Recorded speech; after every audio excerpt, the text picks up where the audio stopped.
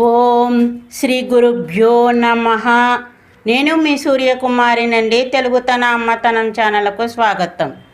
అయితే మనము మాఘపురాణం అనేటువంటిది చెప్పుకుంటూ వీడియో తీయటం అనేటువంటిది జరుగుతుంది.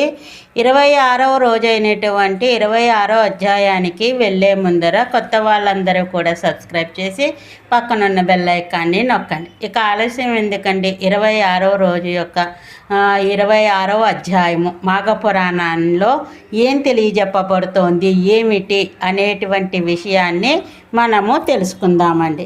మరి 26వ అధ్యాయంలో పుణ్యక్షేత్రములలో నదీ స్నానము, పుణ్యక్షేత్రాలలో నదీ స్నానము అంటే ఏ విధమైన ఫలితాలు వస్తాయి, ఏమిటి అనేటువంటిది ఈ అధ్యాయంలో తెలుసుకోగలుగుతున్నామండి. ఈ విధముగా అనేక పుణ్య పురుషుల వృత్తాంతములను, మాఘమాస స్నాన మహిమను దిలీప్ మహారాజునకు వశిష్ఠుల వారు వివరించగా, ఆ రాజు మహర్షి మీ కృప వలన అనేక వృత్తాంతములను తెలుసుకొని కృతార్థుడునైతిని. కానీ మరొక సంశయమును నాకు గలదు. అది ఏమనగా, మాఘమాసమందు ఏ ఏ తీర్థములు దర్శింపవలెనో సెలవివ్వండని వినమ్రుడై కోరగా, వశిష్ఠుల వారు మరలా ఇట్లని, దిలీప్ మహారాజా, మాఘ స్నానములు చేయుటయందు ఆసక్తి గలవారులకు ముఖ్యమగు తీర్థ మహిమలను గురించి వివరించేదను. అంటే దేని ఎందైనా ఆసక్తి ఉంటే దాని యొక్క ఫలితం అనేటువంటిది ఎలా ఉంటుంది, ఏమిటి అనేటువంటి దానిని మనం గ్రహించవచ్చండి. అయితే ఏది ఎలాంటిది అనేది చెప్తున్నారు గురువు అయినటువంటి వశిష్ఠ మహర్షి అన్నమాట. శ్రద్ధగా ఆలకించమంటున్నాడు. మాఘమాసములలో నదీ స్నానము ముఖ్యమైనది. మాఘ స్నానములు చెయ్యలేక తీర్థములు సేవించిన చాలునని అనుకొనుట అవివేకము. వివేకము అంటే తెలివండి, అవివేకము అంటే తెలివి తక్కువ తనము. ఏలననగా మాఘమాసములో ఏ నదిలోని నీరైనను గంగ నీటితో సమానము. ఇది మనం గ్రహించాలన్నమాట.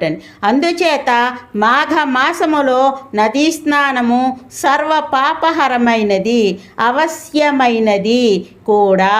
అటులనే ప్రయాగ అతి ముఖ్యమైన క్షేత్రం. ఈ భరతఖండములలో అతి ప్రధానమైన గంగానది సముద్రంలో కలియు చోట మాఘ స్నానం ఆచరించిన 7 జన్మలలోని పాపముల సహితము హరించును.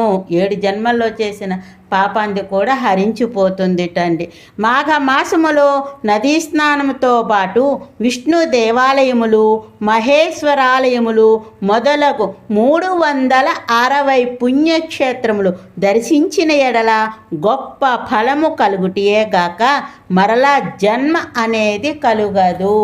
ఈ విధంగా వశిష్ఠ మహర్షి చెప్పటం జరుగుతోందనమాట. ఇక త్రయంబకం అను ఒక ముఖ్యమైన క్షేత్రం కలదు. ఈశ్వరుడు అండి, త్రయంబకేశ్వరుడు అని చెప్పుకుంటాం. ఇది పడమటి కనుమల దగ్గరనున్నది. అచటనే పవిత్ర గోదావరి నది జన్మించినది. గోదావరి ఎక్కడ పుట్టిందంటే త్రయంబకంలో పుట్టిందని చెప్తాం అనమాట. గౌతముడు తన గోహత్య దోషమును పోగొట్టుకొనుటకిచ్చటనే ఈశ్వరుని గురించి ఘోర తపస్సు చేసి గోహత్య జరిగిన ప్రాంతం మీదుగా గోదావరిని ప్రవహింపజేసినాడు. కావున మాఘమాసములో గోదావరి యందు స్నానము చేసిన ఎడల తక్షణమే సకల పాపములు హరించిపోటియే గాక ఇహమందు పరమందు కూడా సుఖపడుదురు. మన దేశంలో ఎన్నో నదులున్నవి. ప్రతి నదీ తీరమున ఎన్నో క్షేత్రములున్నవి. ఆ నదులలో మహానదులు, పుణ్యనదులు ముఖ్యమైనవి. అవి 100కు పైగా ఉన్నవి. ఎన్నున్నాయిటండి? 100కు పైగా ఉన్నాయట. చూడండి ఎలాంటి దేశము, మన చాలా పవిత్రమైన గొప్ప దేశం అన్నమాట అండి.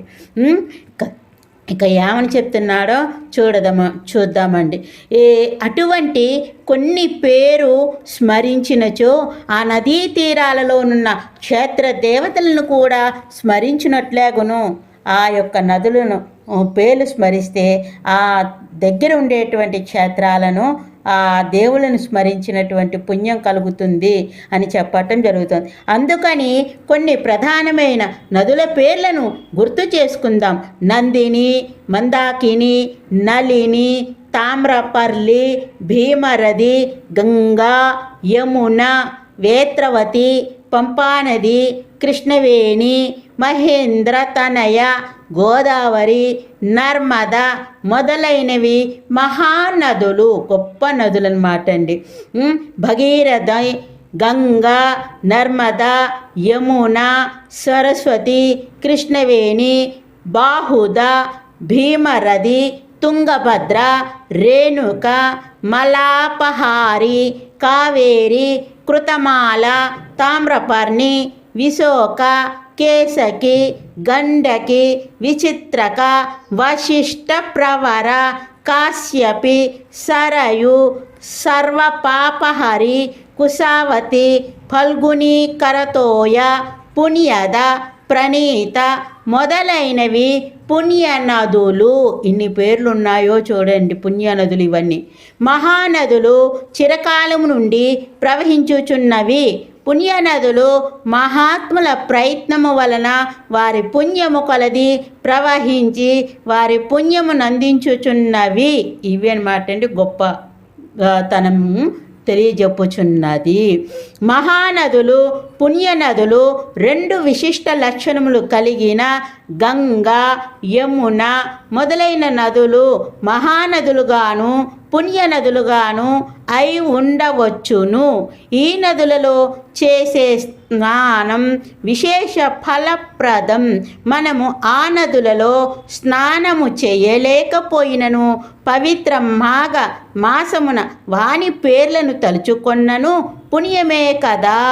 ఈ స్మరణ వలన ఆ నదులను ఆ నదీ తీరముల యందున్న పవిత్ర దైవములను కూడా స్మరించినట్లు అగును కదా.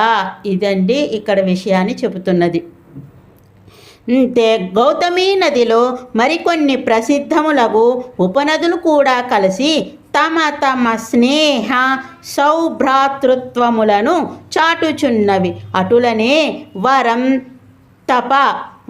తప అను ఉపనది ప్రవహించే చోట కూడా శివుడు లింగాకారముతో వెలిసి ఉన్నాడు.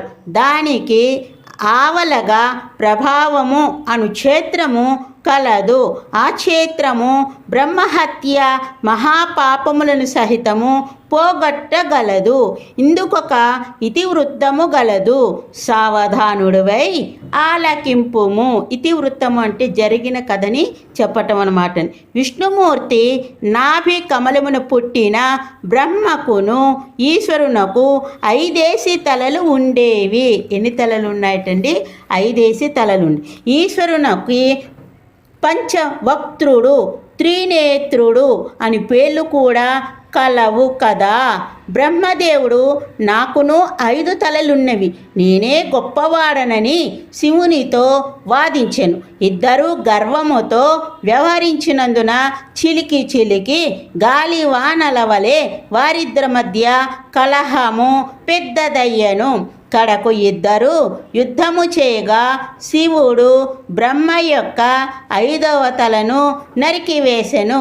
వెంటనే శివునకు బ్రహ్మహత్యాపాతకము చుట్టుకొన్నది. శివుడు భయపడి తాను నరికిన బ్రహ్మతలను చేత పట్టుకుని ముల్లోకాలు తిరుగుచుండగా క్రమముగా చేతిలో ఉన్న బ్రహ్మతల ఎండిపోయి పుర్రెగా అయ్యినది. ఈశ్వరుడు సహజముగా అందమైనవాడు.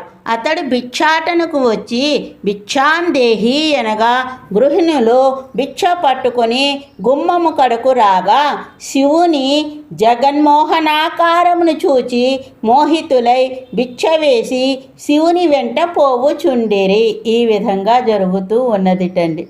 ఈ విచిత్రమును మునీశ్వరులు చూచి కోపం కలవారై తమ భార్యలు శివుని వెంట పోవుట సహించలేక యాతనికి పురుషత్వము నశించుగాక అని శపించిరి.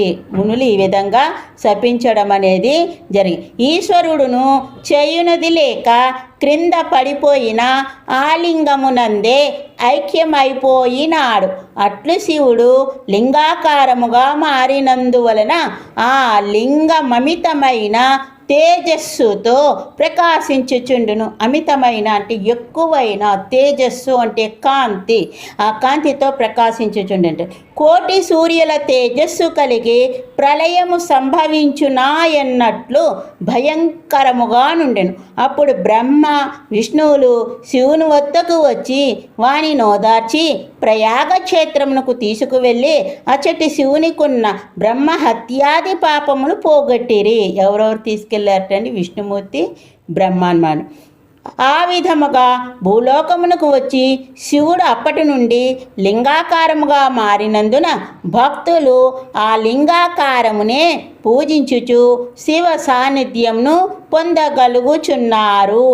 అదనమాట. లింగాకారంతో మనం శివుని ప్రార్థిస్తున్నాం, పూజిస్తున్నాం, అభిషేకిస్తున్నాం మొదలగు. ఆ విధంగానే మనము ఆ శివునిలో ఐక్యమైపోవడం జరుగుతున్నదండి. ఇది 26వ అధ్యాయం యొక్క మాఘ పురాణం అన్నమాట అండి. మరి ఈ యొక్క అధ్యాయ మహిమను మీరు కూడా ఈ వీడియో ద్వారా తెలుసుకోండి. మరి ఇక అందరూ కూడా ఒక లైక్ చేయండి, షేర్ చేయండి, మీకు తెలిసిన వాళ్ళ చేత సబ్స్క్రైబ్ చేయించండి. అలాగే మీకు కామెంట్స్ ఏ విధంగా పెట్టాలనుకుంటున్నారో ఆ విధంగా పెట్టండి. మరి ఇక అందరికీ కూడా ధన్యవాదాలండి. మీ సూర్యకుమారి 27వ అధ్యాయంతో మరలా మీ ముందుకు వస్తాను. మరి ఇక ఉంటానండి. లోకాన్ సమస్తాన్ సుఖినో భవంతు. మీ సూర్యకుమారి. జై శ్రీరామ్. ఈ వీడియోలోనండి చలివిడి అనేటువంటి పదార్థాన్ని చూపిస్తాను. అయితే ఈ చనివిడి ఎలా తయారు చేయాలి అంటే కొంతమంది చలివిడి అంటారు, చనివిడి అంటారండి. భాష అంటే ప్రాంతానికి